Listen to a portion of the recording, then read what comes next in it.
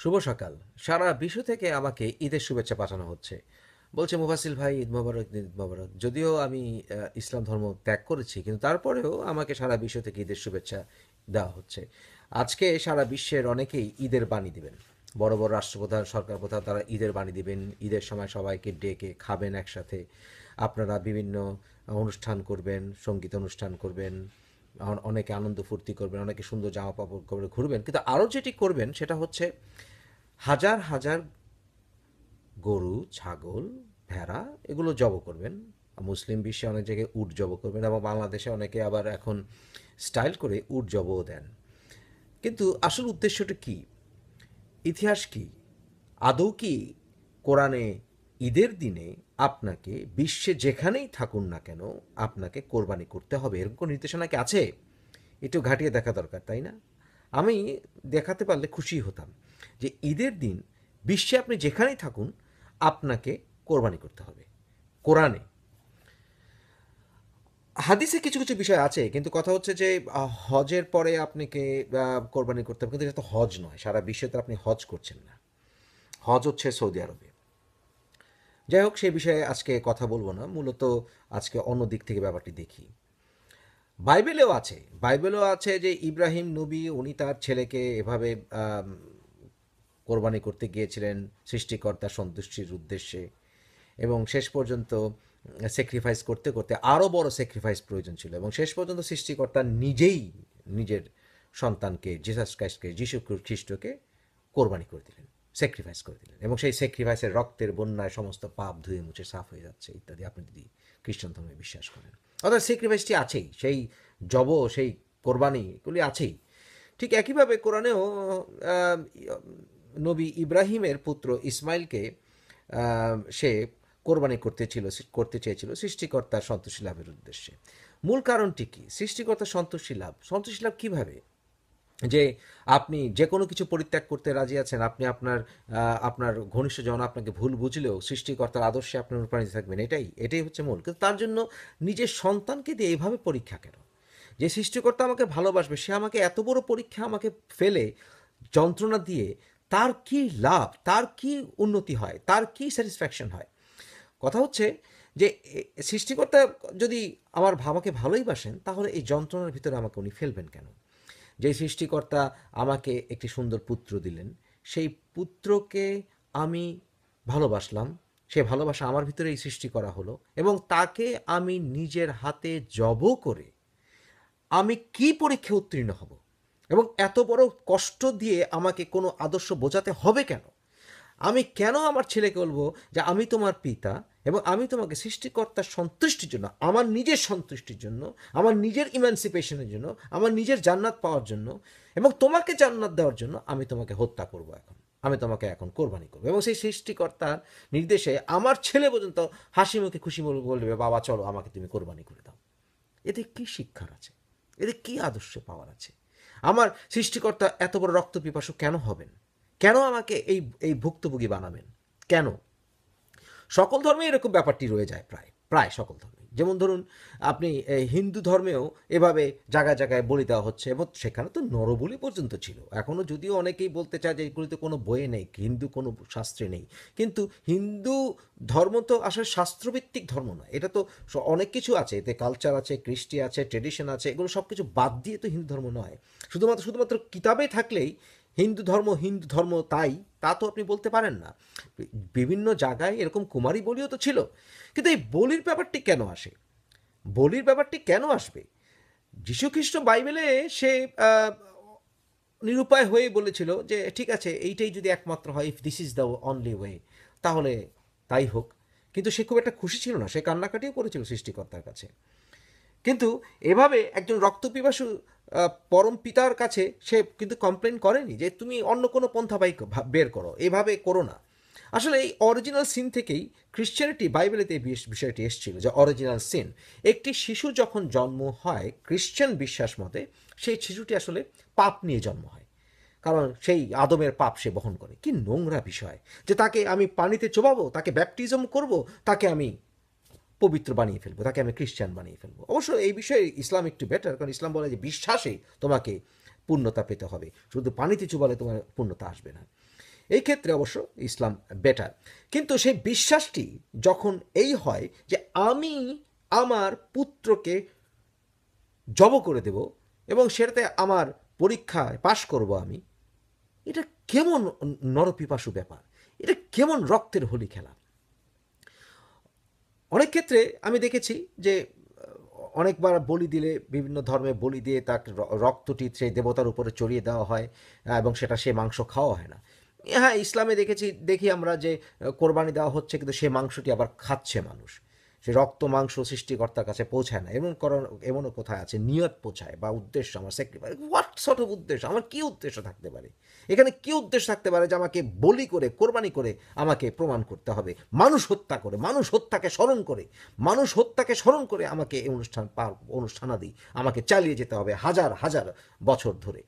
একটা নির্দিষ্ট দিনে আমাকে এইভাবে হাজার হাজার গরু ছাগল আমাকে কাটতে হবে। আমি জানি আমি মাংসাশী প্রাণী, আমি মানুষ, আমার এই ফ্যাং দাঁতটি আছে, এটা থাকার মূল কারণই হচ্ছে বহন করে যে আমি মাংসাশী, আমি মাংস খাওয়া। আমি হিপোক্রেসি বিশ্বাস করি যে আমাকে শুধুমাত্র তৃণভোজী হতে হবে, আমি এগুলি বিশ্বাস করি না। কারণ মাংসাশী হতে হলে আমাকে এটাকে রক্তের সেলিব্রেশন করতে হবে। কি স্যাক্রিফাইস এখানে? কিসের স্যাক্রিফাইস? সারা বিশ্বে ম্যাকডোনাল্ডসে যে পরিমাণ গরু ছাগল জব করা হচ্ছে এবং যেই পরিমাণ বিফ বার্গার বিনে চলে যাচ্ছে, এটা আমি সমীক্ষা করে দেখেছি, এটা সত্য যে কেএফসিতে যে পরিমাণ চিকেন জব করা হচ্ছে, যে তার সারা মুসলিম বিশ্বে তার অর্ধেকও আসলে সারা বছরে গরু ছাগল জব করা হয় না। সেই ক্ষেত্রে গরিবরা কি যে একটি সময় মাংস পাচ্ছে, একটি নির্দিষ্ট দিনে মাংস পাচ্ছে, এটা মনে হয় ভালোই। কিন্তু কথা হচ্ছে সারা বছর খাবেন না কেন? একটা নির্দিষ্ট দিনে মাংস খাওয়াচ্ছেন, সারা বছরটি খাওয়ান, সারা বছর খাবার শেয়ার করেন, তাহলেই তো হয়। সে আদর্শ না হয় ছড়িয়ে দিন। কিন্তু একটি নির্দিষ্ট দিনে সেলিব্রেশন করে আপনি কি মজাটি পাচ্ছেন? কি উদ্দেশ্য আপনি বহন করছেন? আসলে আমরা যারা ধর্মীয় এই সকল ব্যাকডেটেড আইডিওলজি নিয়ে ভাবি, একটি সময় আমরা হয়তো বা মনে করতে পারি, ধরেই নিতে পারি যে একটি সময় হয়তো বা প্রয়োজন ছিল, মানুষ হতে গবেট প্রকৃতি ছিল, মানুষ একটি সময় ওই যে আমরা যেমন কমপ্লিকেটেড ওয়েতে চিন্তা করি যে মোবাইল ফোন অ্যাপস ডাউনলোড করব, সেটা এত পাসওয়ার্ড দেব, তারপর সেটার মাধ্যমে আমি মুফাসসির ইসলামের সাথে কথা বলবো, এই যে কমপ্লিকেটেড ওয়েতে আমরা চিন্তা করতে পারি। আগেকার দিনে মানুষ এত কমপ্লিকেটেড ওয়েতে তারা চিন্তা করতে পারতো না, তার থিঙ্কিং প্যাটার্ন এত কমপ্লিকেটেড ছিল না। সেই হিসেবে হয়তো বা কোনো একটি সময়ে এরকম রিচুয়ালের একটু প্রয়োজন ছিল। কিন্তু আমরা মডার্ন লাইফে এসে, আমরা এই আধুনিক যুগে এসে, সভ্যতায় এসে আমাদেরকে এগুলোকে, এই সকল স্যাভেজ বর্বর যুগের ধারণাকে আমাদেরকে পোষণ করতে হবে। এর কি অর্থ থাকতে পারে? কি অর্থ থাকতে পারে? দেখুন, যারা বর্বর ধর্মগুলিতে বিশ্বাস করে তারা কিন্তু অনেকটা ডেডিকেটেড, অনেক সময় বুঝে করে, না বুঝে করে, সমাজে থাকার জন্য, সমাজকে ভাঙতে চায় না, সামাজিক বন্ধুত্ব হারাতে চায় না, এ সকল ভয়ে করে। প্রপার্টি আছে, প্রপার্টি আবার দখল করে ফেলবে, আমার সম্পত্তি, হ্যাঁ সম্পত্তি যারা ইসলামিস্ট তারা দখল করে ফেলবে, যারা মৌলবাদী অন্য ধর্মে তারা দখল করে ফেলবে, এই সকল ভয়ে তারা হয়তোবা কমফোর্ট জোনে থাকতে চায়, নিজের ভিতরে কমফোর্ট জোনে থাকতে চায়। এই জন্য তারা ইররেশনালিটাকে বা অযৌক্তিকতাটাকে তারা লালন করে, কিন্তু তারা মেন্টালি তাদের মাইন্ডকে তারা চ্যালেঞ্জ করে না। যে কোরআনে কি কোথাও আছে 75% মুসলমানরা তারা দাঁড়িয়ে সূরা পড়ছে নামাজে, কিন্তু তারা অর্থই জানে না। কোনো অবস্থাতে, কোনো যুক্তিতে আপনি যখন সাধনা করবেন, ধ্যান করবেন, তখন সৃষ্টিকর্তা আল্লাহর নামে তুমি হত্যা করো এবং তুমি নিজেও জীবন হারাও, এই চুক্তিতে তোমরা আমার সাথে আবদ্ধ। এরকম আয়াত যখন আপনি কোরআন শরীফে পড়েন, তখন আপনার ভিতরে কিসের স্পিরিচুয়ালিটি জাগ্রত হয় আমি তো বুঝি না। যখন আপনি নারীকে গনিমতের মাল হিসাবে ঘোষণা দিচ্ছেন, 33 নম্বর সূরায় নারীদেরকে বিভিন্নভাবে আটকে রাখার কথা বলছেন, এবং মুহাম্মদের এই সকল কলুষিক কথা শুনছেন, যখন আপনি পড়ছেন যে মানুষের অন্যান্য ধর্মের মানুষ হচ্ছে নিকৃষ্টতম প্রাণী, এরকম কথাবার্তা যখন আপনি কোরআন শরীফে পড়ে যে কোনো অজুহাতে যুদ্ধের কথা আপনি পড়ছেন এবং আপনি ভাবছেন যে এটাই আসলে স্পিরিচুয়ালিটি, আপনি না বুঝে করছেন, নিজেকে ভাসিয়ে দিচ্ছেন। আপনার মনে হচ্ছে যে কোরআনের আয়াতটা কত সুন্দর, কি সুন্দর তারা রিসাইটেশন, এটার পড়তে কত আনন্দ লাগছে, আলহামদুলিল্লাহ রাব্বিল আলামিন আর রহমান রহিম, মনে হচ্ছে গান গাচ্ছেন, কত সুন্দর। কিন্তু এর অর্থটি কি আপনি জানেন? কিসের স্পিরিচুয়ালিটি? আপনি জব করে যাচ্ছেন, সেলিব্রেট করছেন, রক্তের হোলি খেলা চারিদিকে বন্যা ভেসে যাচ্ছে, আপনি বলছেন কত সুন্দর, কত সুন্দর, ঈদ মোবারক, ঈদ মোবারক। কিসের ঈদ মোবারক? পশ্চিমে বিশেষ করে উন্নততম দেশগুলোতে ধর্ম তো মারাই যাচ্ছে, কিন্তু সেখানে মানবিকতা বৃদ্ধি পাচ্ছে। পাশাপাশি সেখানে ক্রিসমাস এখন আর জেসাস ক্রাইস্টে সে ছুলে ছড়া খুব একটা মানুষ বিশ্বাস করে না। সেখানে অনেক ক্ষেত্রে ক্রিসমাসকে এক্স মাস বলা হয়, এক্স মাস বলা হয়, এবং সেখানে স্যান্টা ক্লজকে নিয়েই বেশি আনন্দ ফুর্তি করা হয়। সেখানে অনেক সুন্দর সুন্দর ক্রিসমাসের সময় মানবিক সিনেমাগুলি দেখানো হয়, সেগুলো করতে পারেন। ঈদকে যদি আপনি সেরকম রিচুয়ালিস্টিকের বাইরে এনে একটি সেলিব্রেশনে পরিণত করতে পারেন, সেখানে যদি গরুকে নিয়ে যদি আপনি মজা করতে পারেন, আবার কোন যদি আপনি খেতেও চান গরু, কোনো অসুবিধা নেই, কিন্তু সেটাকে সেই ঘটনা স্মরণ করে, ইব্রাহিমের মনুষ্য সন্তান স্যাক্রিফাইসকে স্মরণ করে উদযাপন করার, থ্যাঙ্কফুল দেওয়ার, সৃষ্টিকর্তাকে ধন্যবাদ দেওয়ার কোনো কারণ থাকতে পারে না। আমেরিকাতেও থ্যাঙ্কস গিভিং ডেতে টার্কি খায় তারা। টার্কি মানে বুঝেছেন তো, বড় মোরগ, সেটা খায়। ক্রিসমাস ডিনারে টার্কি হয়, সেখানে টার্কি খায় বা মোরগ খায়, বড় মোরগ খায়। তারপরে আপনার ইস্টার ডেতে তারা অনেকে ডিম খায়। কিন্তু এর অর্থ এই নয় যে আপনাকে মনে করতে হবে একটি বর্বর সময়। ভেবে দেখুন তো, নিজের সন্তানকে আপনি জব করতে যাচ্ছেন, গলা কাটতে যাচ্ছেন।